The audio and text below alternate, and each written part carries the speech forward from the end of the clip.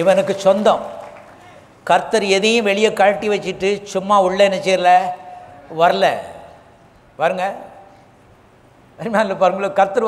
அதனால தான் அவர் சொல்கிறார், என்னையே பிடிச்சின்னா எல்லாம் சேர்ந்து எனக்குள்ளே என்ன செய்யிருக்கு, உள்ளே வந்துடுச்சு. நீ நான் கையில் கட்டிருக்க வாட்ச் மாத்திரம் கிடைச்சா போதுன்னு அதை பார்த்தீங்கன்னா போச்சு, அவ்வளோதான். புத்தி சரியில்லை உனக்கு.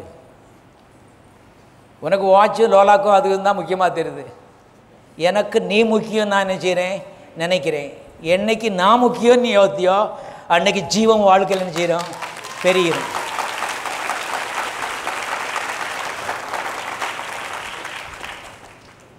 ஆகவே கிறிஸ்தவ ஜீவன் என்பது தேவனோடு உள்ள ஒரு உறவு. அவர் ஜீவனாகவே என்ன செய்கிறார், இருக்கிறார். அருமையானவர்களே பாருங்கள், உள்ளே வரும் பொழுது அவர் சொல்கிறார், நீயும் நானும் ஒன்று.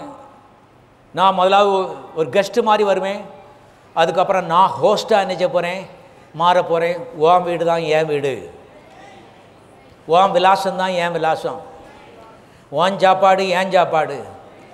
நல்ல இல்லை நான் சொல்ல மாட்டேன், காரணம் ஓன் கூட சாப்பிட்றது எனக்கு அவ்வளவு இஷ்டமாக இருக்குது. ஆரம்பத்தில் நான் வரும்போது நீ ஏழையாக இருக்கலாம், ஆனால் நான் உன் கூட பங்குதாரன், நீ என் கூட பங்குதாரன். நீ எனக்கு கொடுக்கறது கொஞ்சம், நான் உனக்கு கொடுக்கறது மிக மிக அதிகம் என்று நினச்சிக்கோ.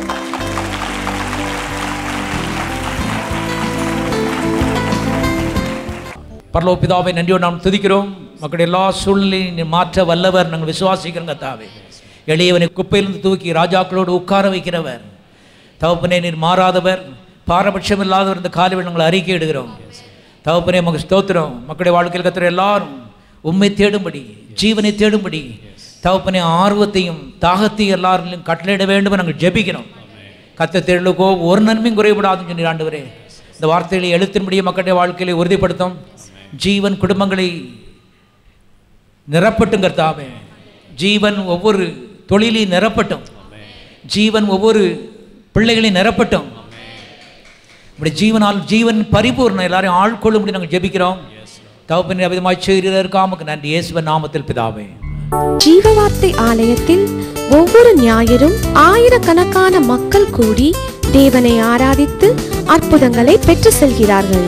எங்கள் விலாசம் ஜீவவார்த்தை ஆலயம், மாடக்குளம், மதுரை 3, தென்னிந்தியா. தேவன் தாமே உங்களை ஆசீர்வதிப்பாராக. ஆமென்.